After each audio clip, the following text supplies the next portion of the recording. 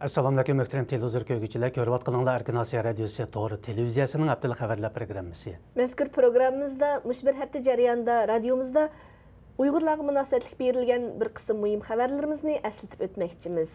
Men Erkin. Men Gulchehra.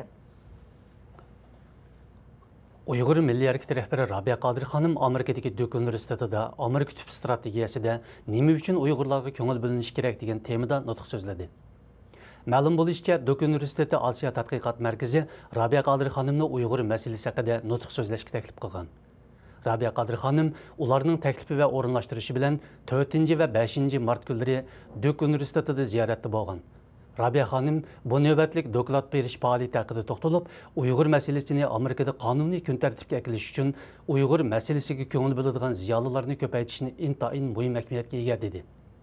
U yana Amerika universitetlarida Uyg'ur masalasini biladiganlarning sonini oshirish uchun universitetlarda doklad berish faoliyatlarini ko'paytirish lozimligini bildirdi. Dünya Uyg'ur qurultiyining ma'lumotiga qaraganda Uyg'ur kishilik huquq vaziyati haqida Janvada chaqiriladigan yig'inning barliq tayyorliklari bitgan. Yig'inning to'liq nomi Xitoyning yangi rahbarlik qatlami Sharq Turkiston, Tibet, Ishki Mo'ng'uldagi kishilik huquq, demokratiya va erkinlik duch kelayotgan raqobatlar bo'lib, yig'in 11 martdan 13 martgacha Janvada ichiladi. Ma'lum bo'lishicha, yig'inda asosliq Xitoy yangi rahbarlik qatlamining Uyg'ur, Tibet va Mo'ng'ul rayonlarida bag'ancha ulg'ayotgan norozilik harakatlariga qanday inkas qaytaradiganligi muzokara qilindi ekan. Yig'inni Xatar ostidagi millatlar tashkiloti, vakolatsiz millatlar tashkiloti va Amerika demokratiyani ilgari surish fondi jamiyati birlikda uyushtirdi ekan. Payshanba kuni Korli shahri Saybaq yo'lidagi bir o'yinxonada Uyg'urlar bilan Xitoylar to'qnashib qilib, oz deganda 4 odam o'lgan va bir necha odam yaralangan. Xitoy hukumat axborotlari bugungi xabarida voqeada 4 odam o'lganligini tan olgan bo'lsa-mu, o'lguvchilarning kimligini oshkorlamagan.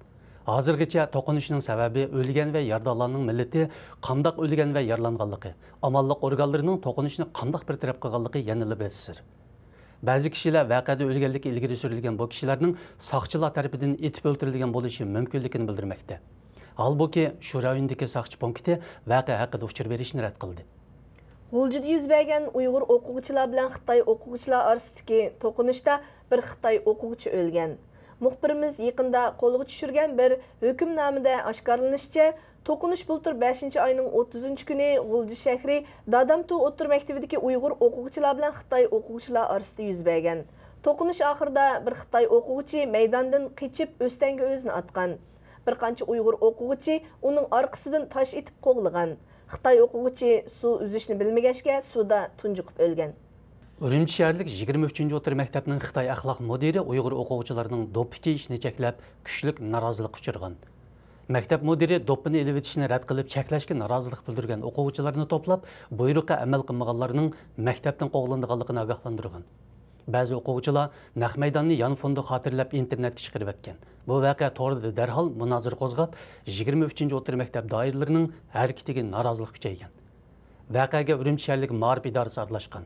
Ba'zi Uyg'ur faoliyatchilarining qarashicha, 23-o'tir maktab doiralarining harakati noqul bosh kiyim masalasi bo'lmasdan, balki yana Uyg'ur milliy kimligiga qilingan hujum ekan.